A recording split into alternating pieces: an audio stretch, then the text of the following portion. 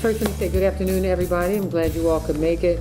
But this is really important, and I want to say first to Senator Ben Cardin, thank you, thank you, thank you. Our comptroller is here, Joan Pratt, and so is Rudy Chow. Nathan Oley, Executive Director of Rural Communities Work Assistance Program, is with us. Margaret Hand, and Ellen Riddle, Staff Attorney for the Maryland Volunteer Lawyer Services. Let me just begin by saying, first of all, you all know that we're under federal mandate to fix our pipeline. We're under federal mandate to fix the pipe system of our city. With that mandate, we have to fix that. And many of you have seen what we've experienced in our city, whether it is water pipes bursting here, there, and everybody, as soon as the water pipe breaks, they want it fixed, and they should want it fixed. But as a result of that, it continues to increase the cost of water because we don't have any other way to pay for it other than that, Senator. And so we're experiencing increases in our water bills. I think there's another increased schedule. But we do know, Senator, that we have some of the best water in the country. But these things cost money, and they're costing our citizens. Now, we do appreciate the Bill Assistance Program, Mr. Chow, that you put together for us, and seniors certainly do enjoy it. But we're also very happy, Senator, that the federal government, on behalf of you, will step in and make life a little bit easier for our citizens. My understanding is about 1 in 5 of the citizens of Baltimore will be able to qualify for this kind of assistance. So, having said that, I think we'll turn it over to our Senator to share with us what S3564 will mean for the citizens of Baltimore and this nation, actually. Well, Mayor Pugh, first of all, thank you for your extraordinary leadership. You're right, you do have the best water, and we'll have a little bit of it right now. Right. Thumbs up. This is everybody, get some Baltimore water. We thank you for that. But I tell you, it's Halloween, and one of the scariest things we could think about is when we turn the tap on, we don't get safe drinking water. And that's what we're here about, to make sure that we do have the reliable, safe supply of drinking water at an affordable price for the people of our city, our state, and our nation. And I am proud of the history of Baltimore and its commitment today to safe drinking water. Director Chow's done an incredible job. He showed me a couple of those projects, Madam Mayor. Oh, yeah. They're in the hundreds of millions of dollars, each one of those. Simple things like a pumping station, a couple $100 million. That's what it costs to modernize their system. Baltimore's always been in the forefront of its water infrastructure, but it costs a lot of money in order to be able to achieve that. And unfortunately, that's primarily coming today from the ratepayers. Yes, we have federal programs, but those federal programs haven't kept up with the needs that are out there. And we have a large unmet need in improving our water infrastructure. So the ratepayers are really stretched today. The numbers are pretty astronomical. Nationwide, we expect a 41% increase in water rates by 2020. 41% increase. 1 out of 3 Americans are going to be challenged with the affordability of their water. Now, we have a program in regards to the energy needs of our low-income people. It's called the LIHEAP program. It's a very important program. It kicks in the wintertime to make sure people can afford to heat their homes. Kicks in the height of the summer to make sure we have air conditioning available so people can stay healthy. We need to do the same type of federal commitment to make sure people can afford their water. It's becoming a greater problem. In Baltimore City, we believe that there's been about a 33% increase in the last 3 years. As the mayor pointed out, a little over 1 out of every 5 people in Baltimore under the poverty level would qualify for help if there was help available. Right. And that's what this is about. We're talking about how can we deal with a dual problem. The dual problem is recognizing that you're in a cycle. If you want to improve your water system and you put it on the ratepayers, then the ratepayers are less likely to be able to afford it. So how can we break that cycle? And one of the things that we think can help is to have legislation, a federal partner, that will help lower income families deal with the cost of their water, therefore taking some of the pressure off of the rate system so that you can use it a little bit more freely in order to modernize the system, knowing there's protection for the lower income families. That's the concept behind S3564. help is in the pipeline. I like Right, I like that. I don't mind that. Help is in the pipeline. That's good. Tim, good work. Help is in the pipeline. S 3564. It's a bipartisan bill. I sponsored it with Senator Roger Wicker, a Republican from the state of Mississippi. The two of us serve on the Environment and Public Works Committee together. That's the committee of jurisdiction in regards to water infrastructure. We are optimistic that there's going to be a water infrastructure bill in the next Congress. We did pass the Water Resources Development Act, a bipartisan act in this Congress. President Trump signed it last week. There is significant help to Baltimore, Maryland, and this country on helping to support water infrastructure, including removing lead from pipes, including dealing with the resiliency of pipes, efficiencies, things like that. We made that down payment.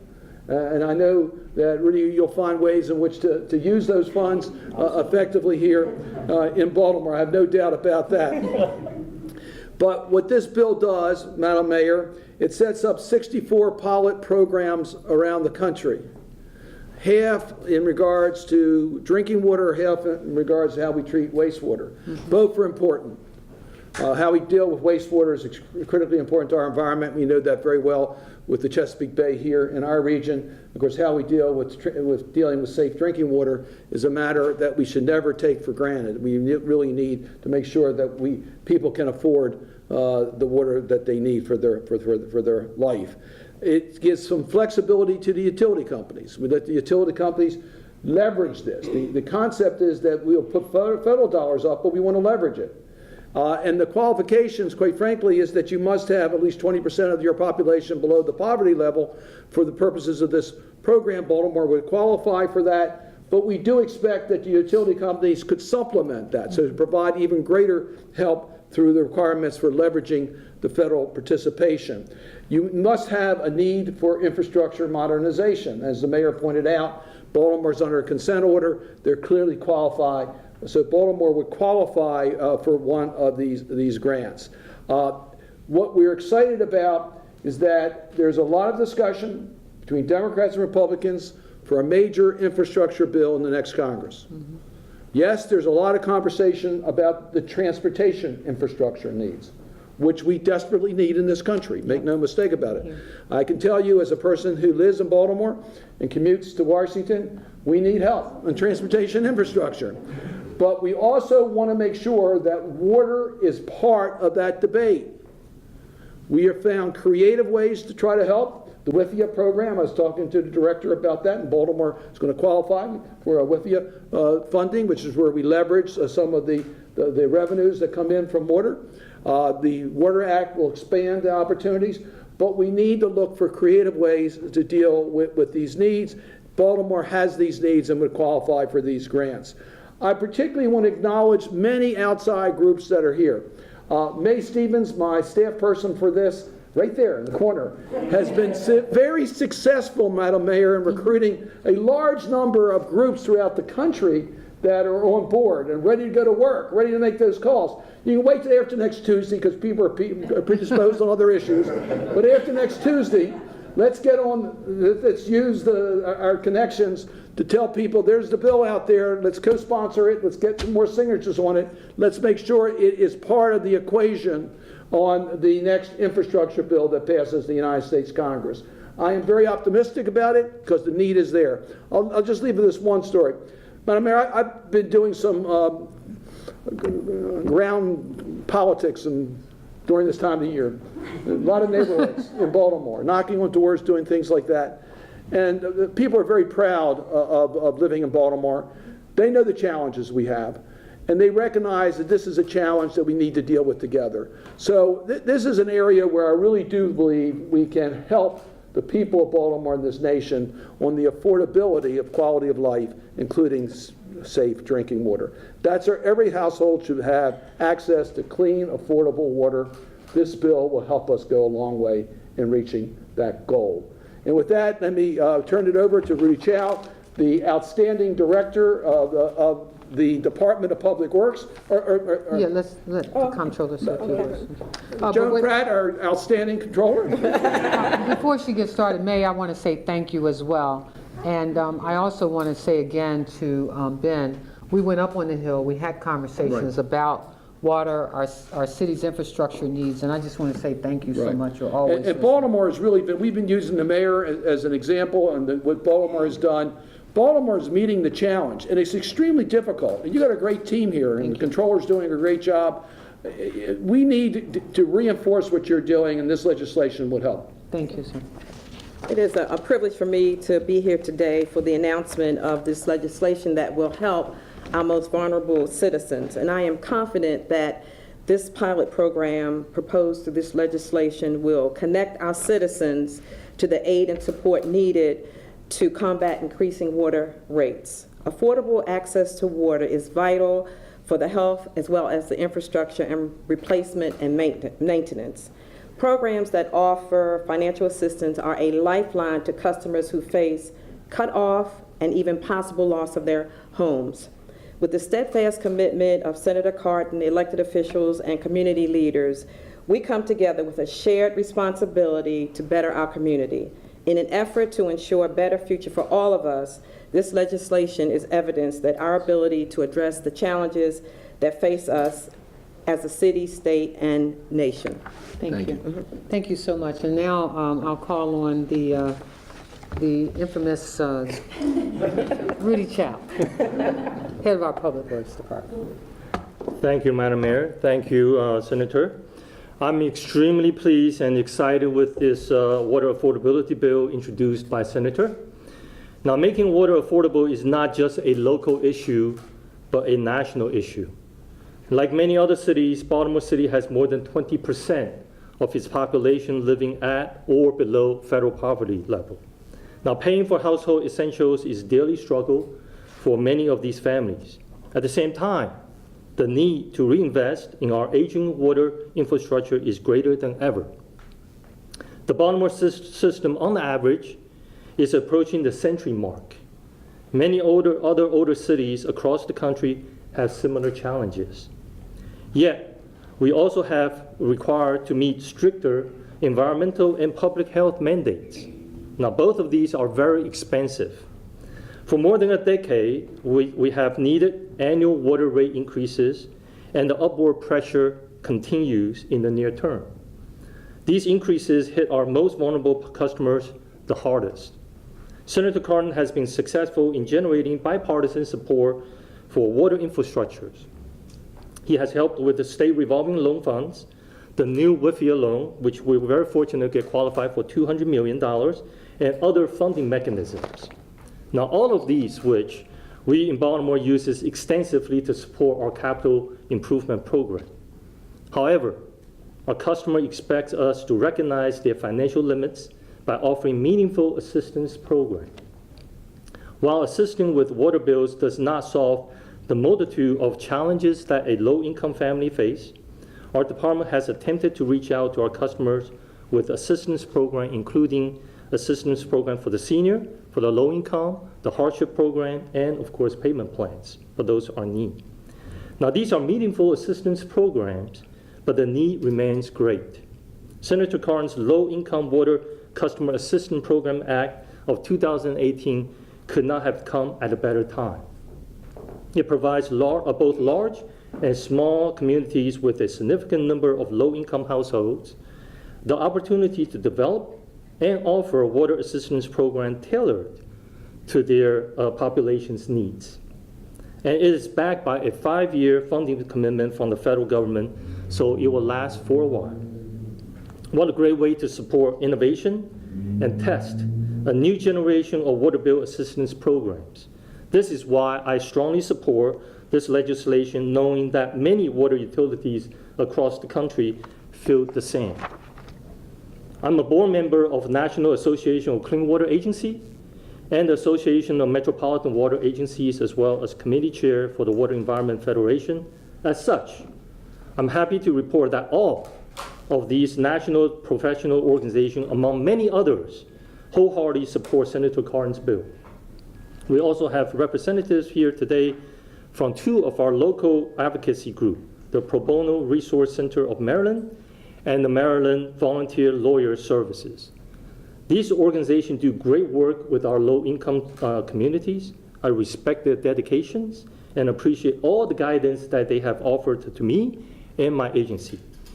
Senator Cardin understands the financial environmental burden that federal laws and programs can impose on large and small communities alike. Federal assistance as opposed to the water affordability, federal assistance as proposed in the Water Affordability Act will send a message of hope to our customers, helping to stretch out their household budget. Now we look forward to the successful passage of this bipartisan legislation. With that, You turn it over to. I'm going to turn over to Nathan Oley he is the Executive Director of Rural Community Assistance Partnership. Rule. I noticed how you Yes, Madam Mayor. Good afternoon, and thank you, Madam Mayor, for inviting me to be a part of today here in this great city. And Senator Cardin, thank you very much for your leadership on this great legislation. I'm Nathan Oley. I'm the Executive Director of the Rural Community Assistance Partnership, a network of nonprofits that work across the country to help provide access to safe drinking water to rural communities across the country. This legislation, the Low Income Water Customer Service Assistance Program Act, will help ensure that every American has access to safe and affordable drinking water, no matter the size of their community. This legislation amends both the Safe Drinking Water Act and the Clean Water Act to establish a much-needed pilot program within the Environmental Protection Agency, which will help eligible low-income households in both urban and rural areas with water and wastewater bill repayment. Across the country, there are more than 30,000 public water systems that serve communities of all sizes. 83% of those systems serve communities of 3,300 or less, and 55% of those systems serve communities of 500 or less, which means that a majority of the systems throughout the country are going to be adversely affected by increasing water rates in the next 10 years. Food and Water Watch recently completed a study that estimated that 15 million Americans experienced a water shutoff for overdue bills in 2016.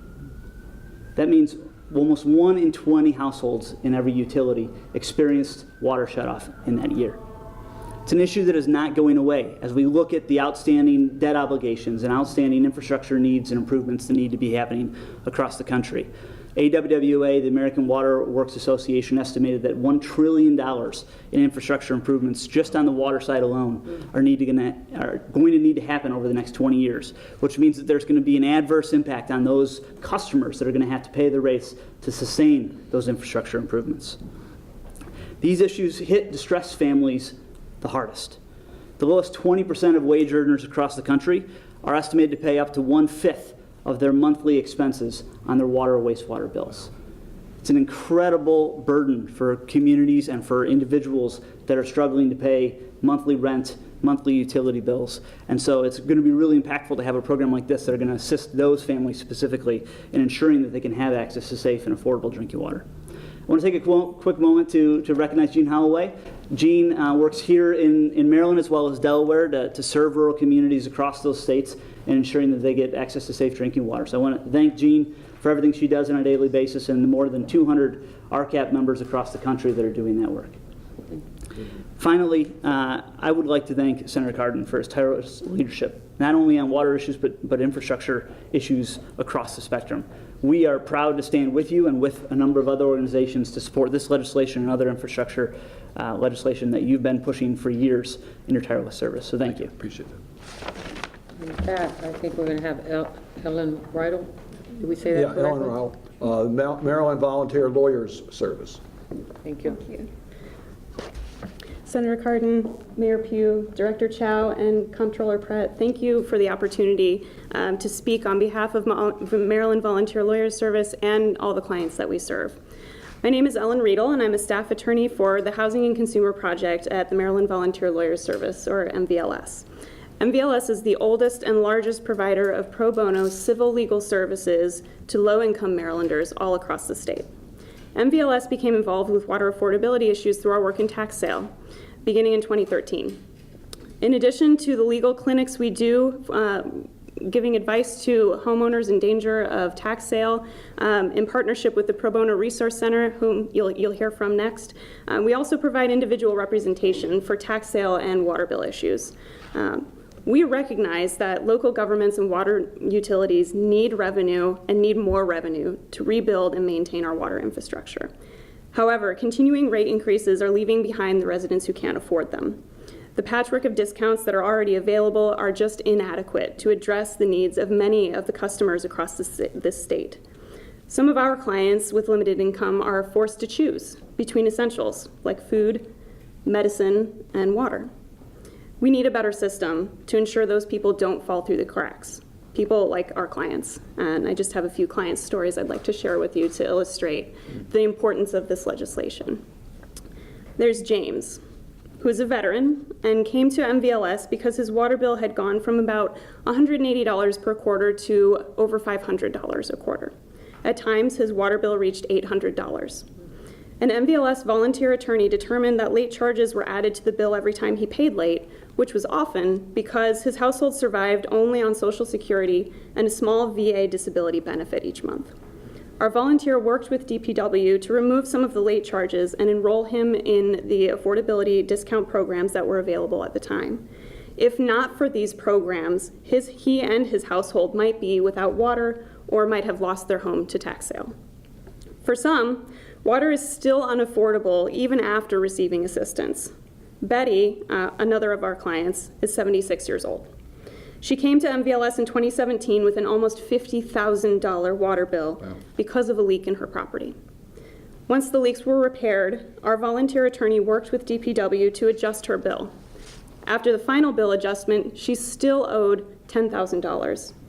Her water bill today is still $9,037. She receives the senior water discount on her new monthly bills, but it is simply not enough to help her pay down the delinquent balance that remains. The only reason Betty is not currently in danger of losing her home due to tax sale is because of the moratoriums on water bill tax sales that Mayor Pugh and the Maryland General Assembly have put into place for this year and 2019. In addition to tax sales, some of our clients have faced water shutoffs in response to severely delinquent water bills. Some have simply learned to do without. For instance, one client has found that it was more affordable for him to join the YMCA to take showers and buy bottled drinking water than pay his water bill. Wow. Another client had to bring water jugs home to her sick and homebound father so that he could have fresh water after the home's water had been shut off for non-payment. Thankfully, these clients had volunteer attorneys that helped them resolve their water bill issues and get their water turned back on. Many others are not so lucky. Water is essential for life, and the consequences of unaffordable water can be disastrous for customers and water utilities alike. If water continues to be expensive, more customers will become delinquent, and water utilities will spend more on collections and shutoffs while recovering less from customers. We need a system that works for all of us. MVLS supports this legislation because it will help create a better system by ensuring that even the most vulnerable and low-income communities have access to affordable, safe, and clean water. Thank you again for the opportunity to share our stories. Thank you, Senator Cardin and Mayor Pugh, Director and Comptroller. And I think at this time, I'm going to call up Margaret Henn from the Pro Bono Resource Center. Thank you.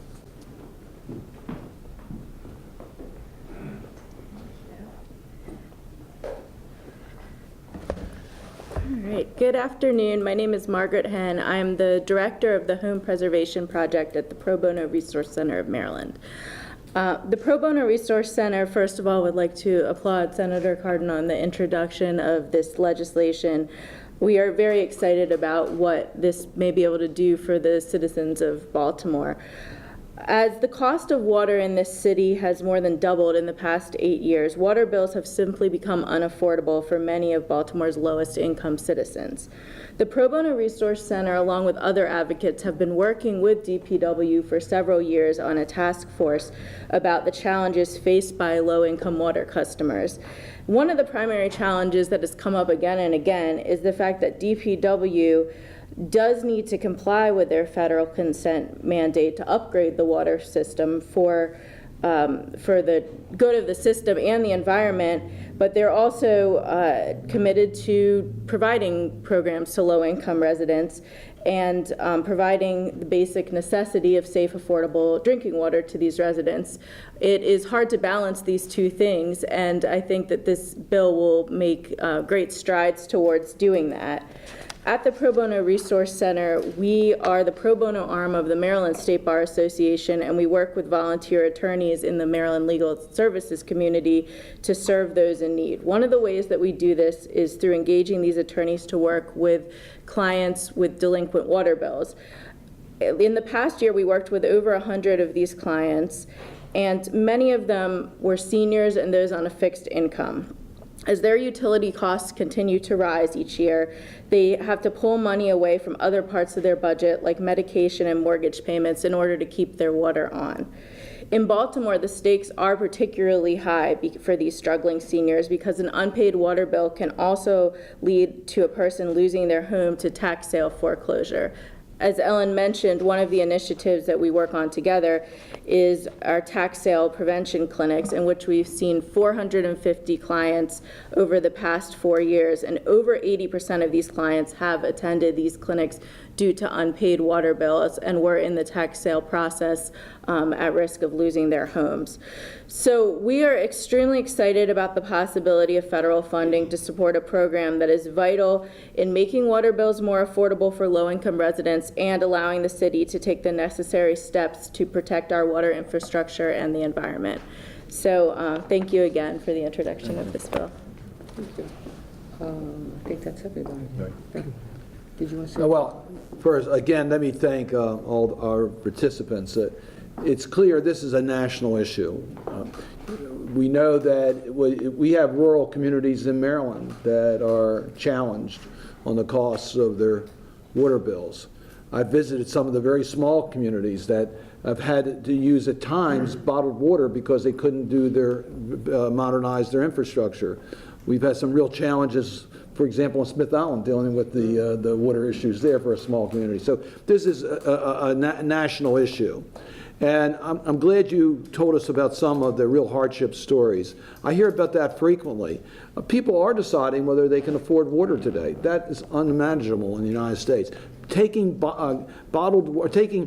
up jars for water, you think you're in a third world nation. I mean, that should not be taking place here. So this is a common sense way to deal with affordability, and it is targeted to those who live below the poverty level, who are the really ones that are in desperate need. But there's flexibility in the program that we're suggesting where the provider, the water provider can leverage additional funds to provide broader relief. That's, I think, the real benefit of this program. It allows the local agency to design the plan that's best for the community in which they're serving.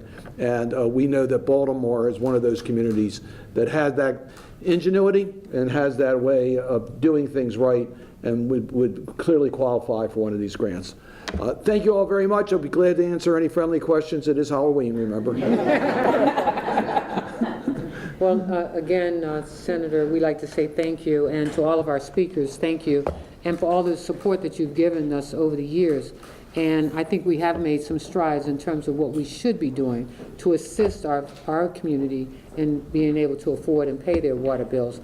I also want to say that at the U.S. Conference of Mayors, Senator, that one of the things as a leader in the U.S. Conference of Mayors that I continue to say is that, one, we don't privatize our water systems.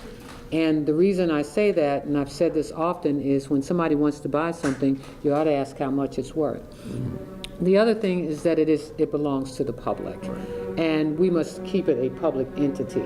And everybody's going to, if somebody purchases your water system, they're going to do the same thing and escalate the price anyway. So we must do this, and this is why this bill is so important. If you look on both sides of the room, you'll see some of the infrastructure things that are being done right now. This here is a $146 million project going on right now in Druid Hill Park.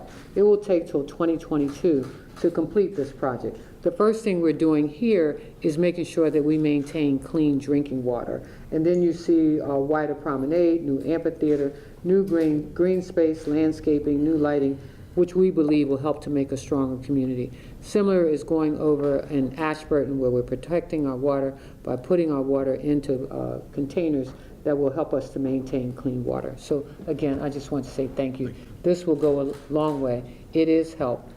Help is in the pipeline, and we appreciate it. Thank you. Thank you. Thank you. Very good.